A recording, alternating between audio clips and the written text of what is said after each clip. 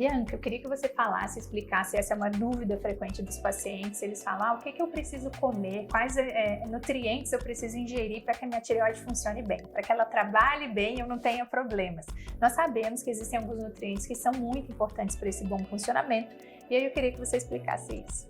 Sim, exatamente. Tem muitos nutrientes que ajudam e estimulam essa tireoide a funcionar da maneira adequada, ou seja, produzir os hormônios que ela precisa produzir.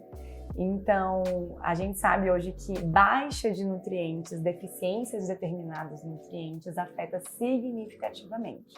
Então, a gente pensando em saúde tireoidiana, a gente tem que dar atenção para ferro, sim, vitamina A, iodo, selênio e zinco. Então, o foco é muito voltado a eles. Porque precisa para essa produção do T4, T3 e a conversão por si só. Sim. Depois também a questão do iodo, que faz parte desse esqueleto que se forma, se vai ser T4, se vai ser T3, dependendo da quantidade de iodo que está ali presente. Então, todos esses micronutrientes influenciam de alguma forma. Primeiro, a gente sempre vai trabalhar pensando na alimentação para o próprio alimento poder oferecer esses micronutrientes. Então, quando a gente fala de vitamina A, por exemplo, onde que a gente consegue essa vitamina A? Na gema do ovo. Ou então, para quem não come ovo ou não gosta de estar ali consumindo diariamente, tem também os beta-carotenos, que são precursores da vitamina A. Você encontra nesses alimentos mais alaranjados, né, mais amarelados. Então, nessa coloração, você sabe que tem vitamina A. Abóbora, cenoura, mamão. E em relação à batata, a batata que mais tem vitamina A é a batata laranja. Não é a doce, não é a inglesa, é a laranja. É uma batata laranja que você consegue encontrar ela, a coisa mais linda do mundo, inclusive. E aí o que acontece? A gente consegue muitas fontes, né, de vitamina A pela alimentação. Então, o foco sempre vai ser nesses alimentos, igual o ferro. Então, a gente precisa de hemoproteínas para produzir esses hormônios da tireoide, né? Então, proteínas importantes ali presentes nessas reações. E o ferro, ele está presente tanto na forma não M quanto na forma M. A forma não M é o ferro vegetal, que é o que a gente encontra nos vegetais verdes escuros, nas leguminosas. E esse ferro vegetal, a sua absorção é potencializada se ainda estiver associada à vitamina C. Então é bem-vindo a vitamina C também nesses momentos, seja por um suco de limão, um shot de limão. Isso, espremer o limão na comida. Exatamente. Né? Agora, a diferença é que o ferro animal, por exemplo, vindo das carnes, não tem essa interferência da vitamina C. Tendo ou não vitamina C, esse ferro vai ser absorvido. O bom de ser fonte animal é que a gente garante essa absorção de ferro. O ferro não M, nesse sentido, vai precisar da vitamina C. Né? Então, a gente consegue trabalhar com uma gama aí de alimentos pensando em ferro. Zinco, onde tem ferro tem zinco em relação a proteínas animais, mas o zinco também está muito nas sementes. Semente de girassol, de abóbora, semente de gergelim. Então a gente consegue explorar bem essa questão do zinco também na alimentação. Selênio, castanha de caju. E dependendo da castanha, umas têm altíssimo teor, outras têm baixíssimo teor. Não precisa consumir diariamente para a gente conseguir atingir, para a gente elevar esses níveis de selênio. Então, às vezes o paciente não gosta muito, pode ser umas 3 vezes na semana sem problema nenhum. E tem o iodo, que na verdade não é tanto um problema hoje em dia por ter o sal iodado, né? Então, o sal iodado já tem esse iodo que a gente precisa, tem que ter um cuidado a mais com esse tipo de sal que a gente importa. Sal do Himalaia, né? Então a gente deixa de ter essa vantagem de ser iodado, muitas vezes quando é importado. Só ter esse cuidado. E também o iodo está presente em algas, né? Não vai falar para o paciente no rodízio de sushi, mas comer essa alga do sushi também é rica em iodo. E os próprios laticínios também são ricos em iodo. Exato, e você falou um aspecto importante, o iodo presente na alimentação confere a quantidade, o aporte nutricional adequado para o bom funcionamento da tireoide. Há algum tempo existia a prática de se fazer suplementação, o emprego de Lugol. Isso não deve ser feito, porque isso impacta negativamente no funcionamento da glândula tireoide, levando ao distúrbio de funcionamento da glândula. Então, realmente, o iodo é consumido por via alimentar e o cuidado que tem que se ter é exatamente o tipo de sal que é consumido. É isso que você falou. E dentro de uma alimentação, gente, vocês que têm uma alimentação já muito equilibrada, muito rica, não se preocupem se for adicionar um sal aqui, um sal ali, sabe? Tá muito balanceado isso. Claro que a gente não vai estimular esse consumo excessivo de sal, mas usar para temperar, né, poucas preparações, tá tudo certo. E sempre buscar a alimentação ser essa base, não ir direto para os suplementos. Exato. Os pacientes gostam muito de o que você vai me prescrever, Isso. qual suplemento que eu vou tomar, o manipulado que você vai me passar. Primeiro, sempre a base é alimentação. Não é porque todos esses nutrientes são importantes para a saúde tireoidiana que quanto mais, melhor, né? Não quer dizer que se você estiver com esse status adequado desses micronutrientes, não será preciso suplementar. A suplementação é quando está em falta.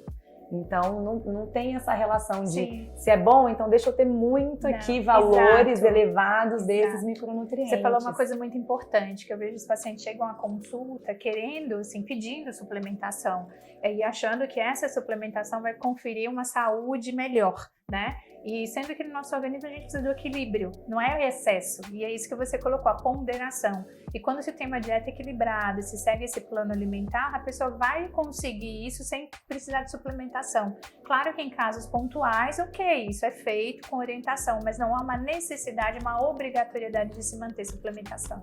É isso que você falou, avaliar caso a caso. Por exemplo, quem tem deficiência de ferro, tem uma anemia ferropriva. Sim. Inclusive, é muito comum, está muito atrelado com o problema na tireoide. Sim. Porque os sintomas se confundem, né?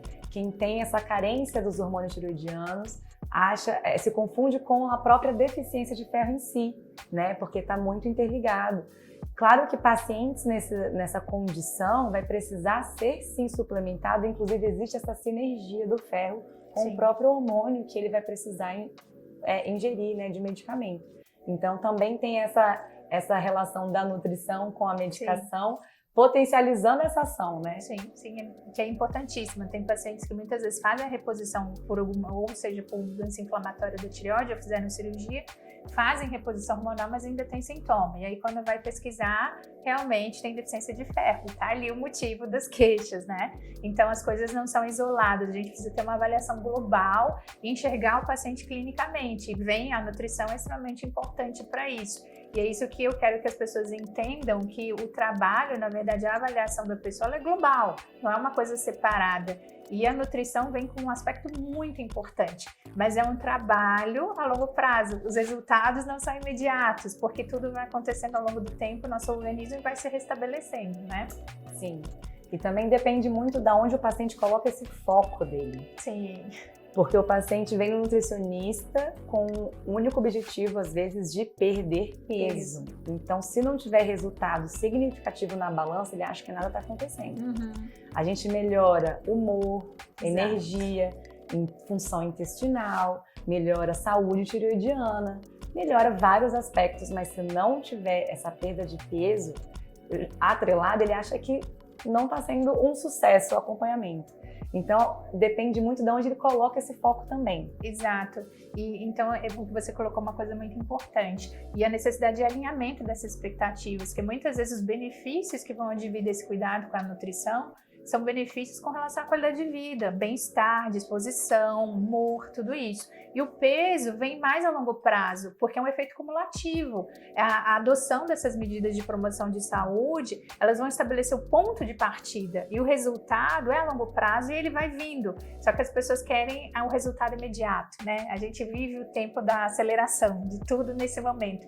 Então, é isso que eu tento mostrar e falar para as pessoas, que realmente é um trabalho continuado. Ao longo desse processo, a consciência melhora e a pessoa vai acelerando esse processo, porque ela vai vendo que está melhorando o bem-estar, a saúde dela, e ela passa a ter a consciência e vai fazendo esses ajustes positivos. E o resultado vai vindo, e é ao longo de muitos meses, na verdade é ao longo de anos, né? Não é uma coisa imediata em 1 ou 2 meses. Tijolinho por tijolinho, é uma Exato, construção. É isso. E eu não sei se o paciente, por fazer uma cirurgia de retirada da tireoide, por exemplo, ele tem um receio de o organismo não trabalhar mais da mesma forma, ter mais chance de ganho de peso. Sim. Então, às vezes, é uma ansiedade que ele carrega ali a mais no acompanhamento de querer emagrecer, de não achar que isso pode prejudicar de alguma forma ele, não sei. Você colocou pontos aqui fundamentais, importantíssimos. O público feminino é o público que habitualmente tem doenças da tireoide e que acaba fazendo a cirurgia. Essa é a pergunta que eu escuto com grande frequência, um grande receio de fazer a cirurgia e ganhar peso. Esse é um aspecto importantíssimo. Mas quando eu falo a respeito disso, tem um outro aspecto. A gente está falando de um pós-operatório também, que vai requerer mudanças. O paciente não vai praticar atividade física imediatamente após a cirurgia. Então, isso já diminui o gasto calórico. E nesse momento em que a pessoa está mais parada, digamos assim, redução de gasto calórico, ela se permite consumir alimentos, né, que vão dar um certo conforto, aquela ligação afetiva, e faz escolhas de alimentos que não são os adequados. Eu já vi paciente me pedir para comer chocolate na internação. Então, a combinação desses fatores, naturalmente, não vai trazer um impacto positivo. E é isso que eu vejo, que é essa falta de consciência a respeito da situação. Claro que existe a preocupação de qual vai ser a repercussão pelo fato de não ter mais o hormônio tiroidiano endógeno, que é o hormônio tiroidiano produzido pelo próprio organismo, né? O hormônio tiroidiano que é utilizado após a cirurgia é um hormônio que é artificial, o organismo se adequa a isso naturalmente, mas tem que haver o cuidado com a nutrição. Uma coisa não é dissociada da outra. Esse preparo é importante para a cirurgia, Sim. Né? Então a gente está falando do pós, mas para chegar no pós é importante ter uma atenção especial Sim. nesse momento, nesse período do paciente, porque a gente consegue investigar deficiências, se tem ali ou não presentes, para o paciente não chegar na cirurgia com deficiências alimentares, nutricionais importantes. E até por ser um momento propício para comer muito, né? Porque ele se permite. Exato. Se é um paciente que está deficiente em certas vitaminas, certos minerais, isso também aumenta essa necessidade de buscar alimentos. Então, Sim. até para controle do consumo pós-operatório, adequar essas deficiências também é interessante. Mas também é interessante ver essa questão da composição corporal. Sim. Você falou que o paciente não pode se exercitar automaticamente, né? Esse gasto energético reduz. Então, ver como é que está a composição corporal do paciente é fundamental para depois a gente não ter tanto comprometimento. Sim. Porque, apesar de ser um momento que ele vai estar menos ativo, não necessariamente ele vai precisar perder massa muscular para isso. Exato. Então, a alimentação consegue suprir, segurar para esse compartimento da massa magra ficar preservado, o que é bem interessante para o paciente, porque massa muscular a gente perde muito rápido. Sim. Se não pensar em estratégias, né? Espirra e perde massa Exato. Muscular. Então, se não pensar em estratégias para ir contra essa correnteza, a tendência é perder de uma maneira muito rápida. Acelerado, principalmente as mulheres e principalmente de determinada faixa etária. Exatamente, exatamente. Então, esse é um dos papéis no pré-operatório, pensando na cirurgia, para esse paciente ter um melhor pós-operatório.